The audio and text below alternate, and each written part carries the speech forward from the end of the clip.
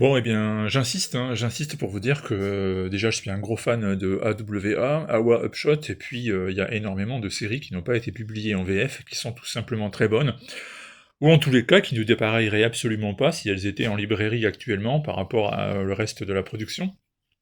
C'est le cas de Chariot, donc que je vous présente maintenant, volume 1. Dieu sait si un jour il y aura un volume 2, ça c'est une autre question, et c'est une histoire qui n'a pas trouvé d'éditeur en France. Alors là encore, je suis assez étonné parce que finalement, c'est très facile à lire, hein. Là il y a vraiment, c'est pas du tout prise de tête. Il y a une ambiance New Wave années 80, notamment au niveau des couleurs et au niveau de la thématique, qui se rapproche de certains des films d'action des années 80 et 90, qui fait que normalement, ça devrait assez facilement trouver son public, et pour autant, eh bien non, pour autant, personne n'a encore investi sur Chariot. Alors, au départ, cet album, il est signé Brian Edward Hill, et il est dessiné par Priscilla Petretes, Marco Lescaut, ce sont les couleurs. Petretes, vous l'avez déjà vu, hein, on en a déjà parlé, c'est une dessinatrice qui est encore assez inconnue en France, mais qui a beaucoup travaillé chez AWA, elle a déjà fait 3 ou 4 séries, je crois. Et ça peut paraître simpliste, ça peut paraître basique, mais elle est toujours très intéressante, très douée. Si vous aimez la lisibilité, si vous aimez les histoires qui ont un storytelling efficace et entraînant, eh ben ça peut le faire. Ici, il est question d'un certain Jim. Alors Jim, il était en couple, mais ce n'est plus le cas.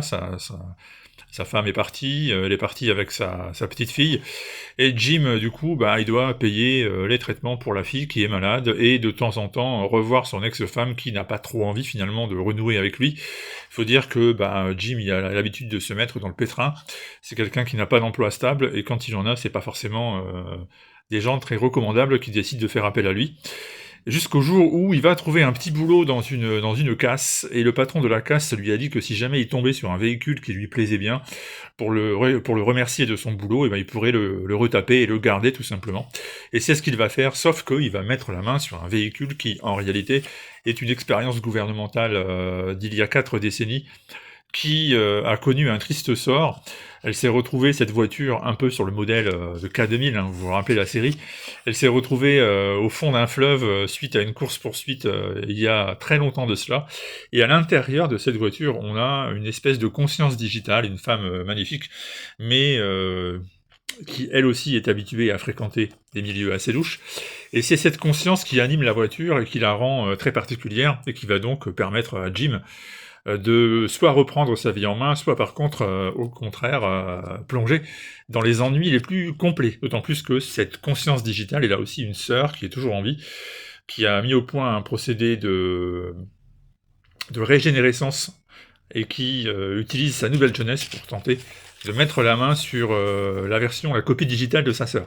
On dit comme ça fait très compliqué, mais en fait ça se lit avec beaucoup de plaisir. Il y a 5 épisodes, ça va à 100 à l'heure, c'est vraiment pas prise de tête, c'est vraiment le type de série qui est faite pour vous donner un shoot de plaisir à la lecture sans se prendre la tête pendant des heures et des heures, et c'est donc très efficace avec un dessin, vraiment je répète, hein, c'est agréable à regarder, c'est bien mis en couleur, il n'y a pas de temps mort. C'est vraiment du comic book mainstream qui n'est pas du tout destiné à récupérer un Eisner Award, juste à vous faire passer un bon moment de lecture. Et puis des fois, bah, c'est ça qu'on veut. Donc du coup, ça s'appelle Chariot, c'est disponible chez AWA en TPB, c'est-à-dire en album souple version originale. Est-ce qu'il y aura une version française un jour? Alors ça, par contre, si vous me posez une colle.